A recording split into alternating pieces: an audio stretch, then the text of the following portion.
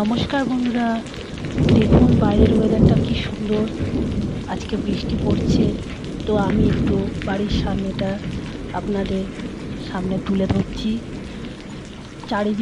চারিদিকে বৃষ্টিতে কি সুন্দর, প্রকৃতিটা যেন খুব ঠান্ডা হয়ে গেল। একচোট গরমের পর এত সুন্দর একটা বৃষ্টি, আমার তো খুবই ভালো লাগছে।